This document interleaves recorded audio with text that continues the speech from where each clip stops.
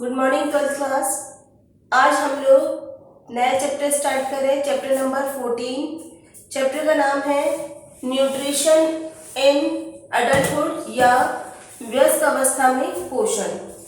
बच्चों, हम लोग जानते हैं कि हमें एक बढ़िया जीवन जीने के लिए, स्वस्थ जीवन जीने के लिए हमारा जो आहार है वो बैलेंस डाइट होनी चाहिए, मतलब संतुलित आहार होना चाहिए। संतुलित आहार का मतलब क्या होता है? ऐसा आहार जिसमें सभी पोषक तत्व जैसे कि carbohydrate, protein, fat, vitamins, minerals, ये जो भी आवश्यक तत्व हैं वो उपस्थित हो और सही एक्यूरेट अमाउंट में हो, सही मात्रा में हो। ठीक है, तो ऐसा भोजन हमारा संतुलित भोजन होता है।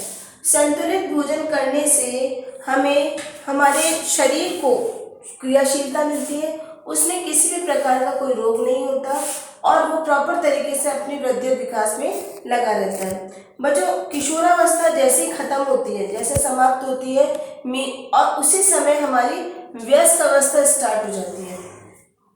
हमारी बुक में बच्चों जो चैप्टर्स हैं वो नंबर बाय नंबर है। पहले हमने पढ़ा था इन्फेंसी या शैशव अवस्था।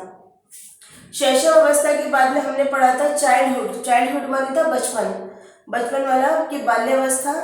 बाल्यावस्था के बाद में इससे पहले जो चैप्टर था हमारा वो था किशोरावस्था या एडोलेसेंट एज। अब जो चैप्टर है वो है बच्चों वयस्क अवस्था। वयस्क अवस्था का मतलब है जब एडोलेसेंट एज खत्म हो जाती है तब अडल्टहुड स्टार्ट होती है। अडल्टहुड जो होती है बच्चों, एक्चुअली में 21 साल से लेके 40 साल तक, 21 साल से लेके 40 साल तक जो अवस्था होती है वो वयस्क अवस्था कहलाती है।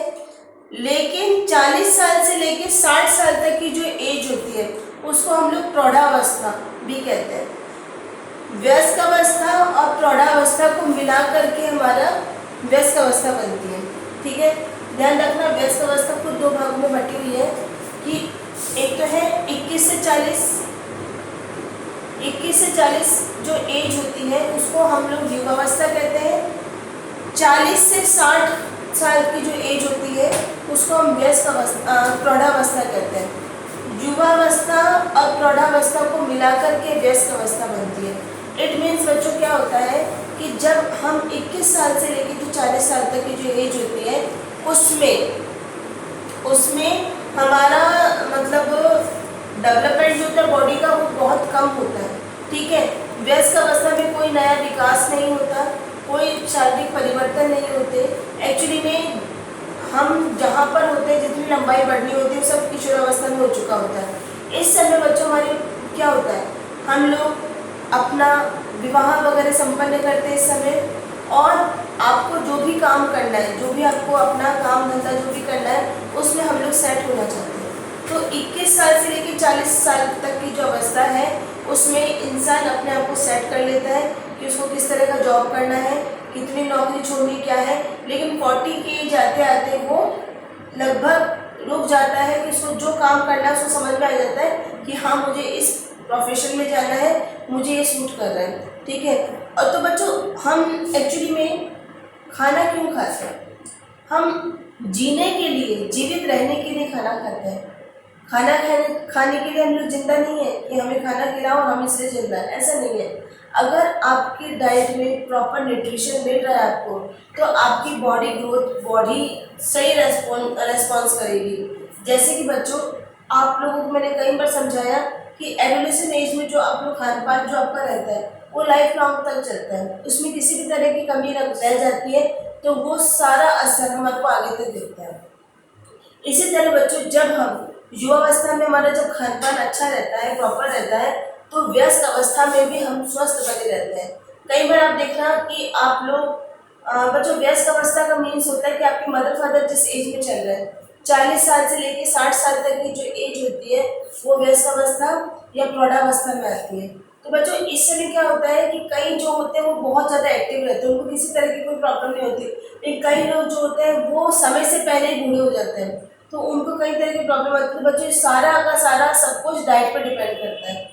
जैसे जैसे हम लोग बढ़ते जाते हैं, एक व्यक्ति वयस्क होता जाता है, उसका शारीरिक विकास, मानसिक विकास रुक जाता है या कम हो जाता है। ठीक है, उनका लेकिन होता क्या है बच्चों, हम कह रहे हैं कि शारीरिक विकास नहीं हो रहा किसी भी तरह का, लेकिन अच्छी खाने की जरूरत है, इस समय भी होता क्या है बच्चों, जैसे आप पूरे दिन भर में कितनी बार तो दीवार से आप टच हुए होंगे, टेबल पे जैसे हाथ रखा या आपने कुछ भी करा, आपने इसको साफ करा, तो उस समय कई बार हमारी जो जो सेल्स होती है, कोशिकाएं होती हैं, वो डैमेज होती जाती है। ठीक है, कई बार देखना आप चलते चलते हल्का सा कट लग जाता है, खाना बनाते समय हल्का सा चाकू का कट लग जाता है, या छोटी मोटी चोट लग जाती है, तो हम डॉक्टर के पास नहीं जाते, ऑटोमेटिकली हमारी बॉडी इसको रिकवर कर लेती है, इसको ठीक कर देती है। तो बच्चों जो छोटी मोटी जो चोट वगैरह लगती रहती है, जो रेगुलर बच्चों आप लोग हाथ मसलते कुछ भी हो, तो कई तरह के टिश्यूज डैमेज हो जाते हैं। तो इन सब की मरम्मत करने के लिए प्रोटीन बहुत ज़्यादा ज़रूरी होता है। काम करने के लिए, एनर्जी के लिए आपको कार्बोहाइड्रेट की जरूरत होती है, आपको किसी भी तरह का कोई रोग नहीं, उसके लिए विटामिन और मिनरल्स की जरूरत होती है। तो इन सब चीज़ों का ध्यान रखते हुए जो अडल्टहुड है, व्यस्त अवस्था में भी डाइट प्रॉपर होनी चाहिए।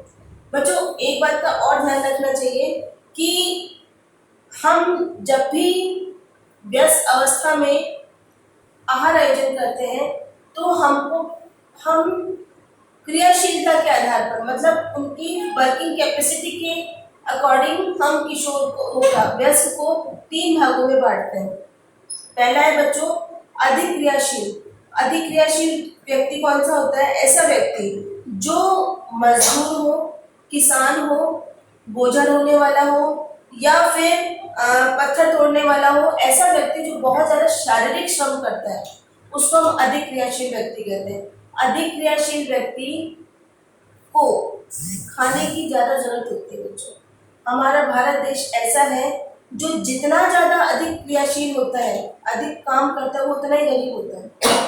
मतलब उनके पास खाने के लिए उतने ही कम पैसे होते हैं। अब मैंने आपको बताया जैसे रिक्शा चलाने वाला, पत्थर तोड़ने वाला, किसान या फिर मजदूर, ये सब जो होते हैं, कुली हुआ आपका, ये सबको अधिक मात्रा में पोषक तत्व की या ऊर्जा देने वाले तत्वों की आवश्यकता होती है। सेकंड है बच्चों मॉडरेट या मध्यम क्रियाशील व्यक्ति। मध्यम क्रियाशील व्यक्ति क्या होता है? ऐसा व्यक्ति जो शारीरिक श्रम के साथ साथ मानसिक श्रम भी करता है, लेकिन शारीरिक श्रम हल्का होता है। जैसे कि बच्चों अपने कौन कौन हुआ? शिक्षक हुआ, टीचर्स आपके, या फिर जो घर में जो गृहिणियां होती है वो हुआ, चपरासी हुआ, या फिर बस का कंडक्टर हुआ, पोस्टमैन हुआ। ये लोग का क्या है कि फिजिकल वर्क के साथ साथ मेंटली वर्क भी चलता रहता है। तो ये जो होते हैं वो मध्यम क्रियाशील में आते हैं। इनको भी मतलब इनको अधिक क्रियाशील वाले की बनस्पत उनके कंपैरिजन में कम ऊर्जा वाला खाना खाना चाहिए। लास्ट में जो थर्ड है वो है साधारण या कम क्रियाशील व्यक्ति। बच्चों ये बिल्कुल मतलब शारीरिक श्रम नहीं करते हैं, ये कुर्सी पे बैठने का काम करते हैं और मेंटली वर्क इनका बहुत ज्यादा होता है। जैसे कि बड़े बड़े अफसर वगैरह जो होते हैं, आईएएस हो गए, आपके आरएएस हो गए, और मैनेजर हो गया किसी कंपनी का, या बड़े बड़े डॉक्टर्स हो गए और प्रोफेसर्स हैं, ये सब मेंटली वर्क बहुत ज़्यादा करते हैं, लेकिन उनकी फिजिकल वर्क बहुत कम होता है।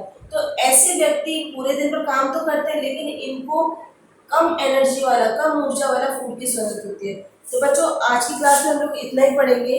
कल की क्लास में हम लोग इस चैप्टर के आगे का पढ़ेंगे कि कितने कितने कौन कौन से भोज्य पदार्थ की इनको आवश्यकता होती है। Thank you.